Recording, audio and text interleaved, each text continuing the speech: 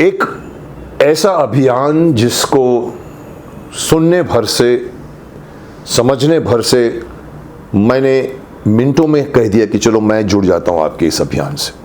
अब आप भी सोचना चाहेंगे, सोचेंगे और पूछेंगे कि ऐसा कौन सा अभियान है जिससे मैं जुड़ गया हूँ, जिससे शक्तिमान जुड़ गया है, मुकेश खन्ना जुड़ गया है, भीष्म पितामह जुड़ गया है।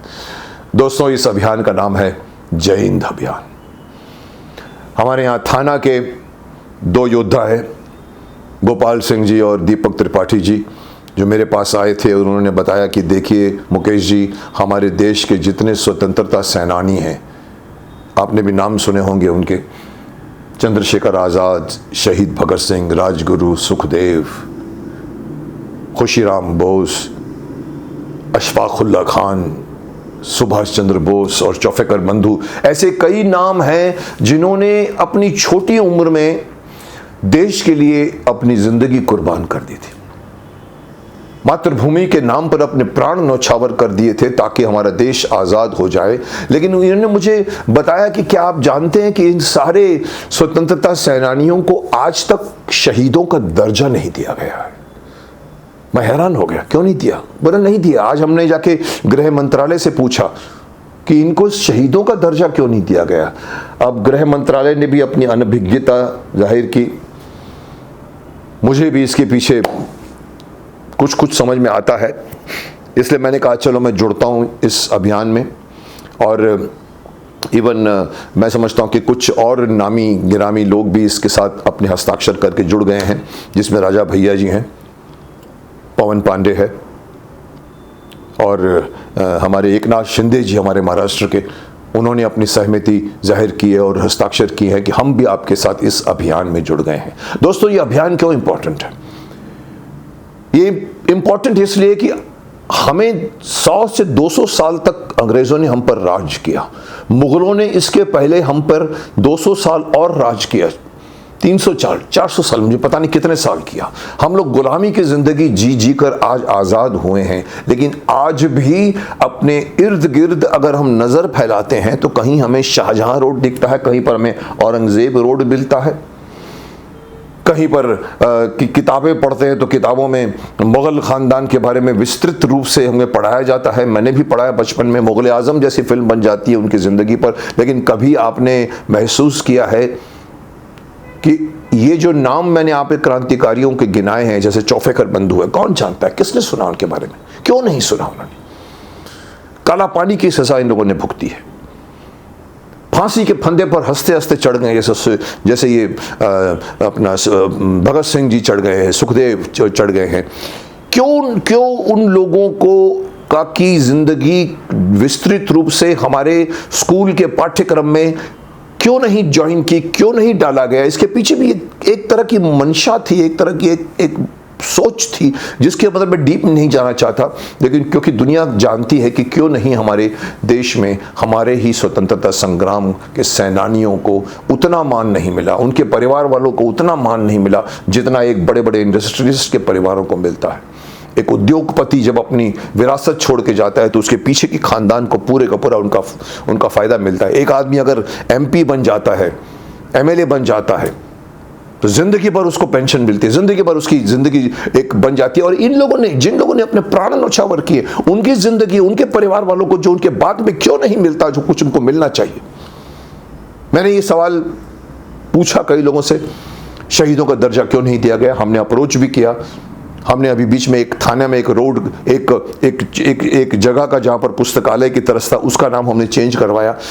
क्यों नहीं हमारे देश के सड़कों का नाम, चौक का नाम, गलियों का नाम क्यों आज भी एलिजाबेथ रोड रखा जाता है? क्यों आज भी शाहजहां रोड रखा जाता है, औरंगजेब रोड रखा जाता है? क्या हमारे पास नामों की कमी है? अरे साहब, हमारे पास जितनी संस्कृति है किसी के पास नहीं है। मैं तो बहुत पुरानी संस्कृति की भी बात नहीं कर रहा हूं, अभी सिर्फ हार्डली 100-200 साल पुरानी की बात कर रहा हूं। क्यों दयानंद सरस्वती जी के नाम पे क्यों नहीं हम इतना कुछ नहीं जानते जितना हम आज के नेताओं के नाम पे जानते हैं? इसलिए मेरा ये आग्रह है आप सभी लोगों से, जुड़िए इस अभियान के साथ।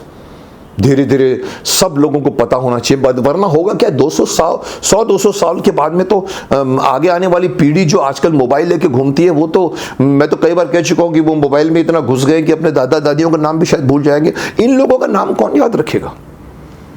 इसलिए इनको स्कूल के पाठ्यक्रम में अनिवार्य रूप से इन सभी लोगों की जिंदगी विस्तृत रूप से पढ़ानी चाहिए, ताकि इनसे ये इंस्पिरेशन लें और आगे बढ़े अपनी जिंदगी में। इनकी जिंदगी इंस्पिरेशन से बड़ी है। क्या आप जानते हैं चंद्रशेखर आजाद जी के बारे में? सुना होगा नाम आपने। क्या आप जानते हैं चंद्रशेखर आजाद जी की एक बहुत बड़ी खासियत थी, जिसे मैंने पहली बार सुना तो मैं चकित रह गया।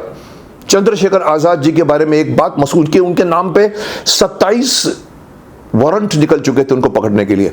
क्या आप जानते हैं चंद्रशेखर आजाद के बारे में एक बात, कि चंद्रशेखर आजाद है, यह सिर्फ चंद्रशेखर आजाद जी के अलावा किसी को नहीं मालूम था।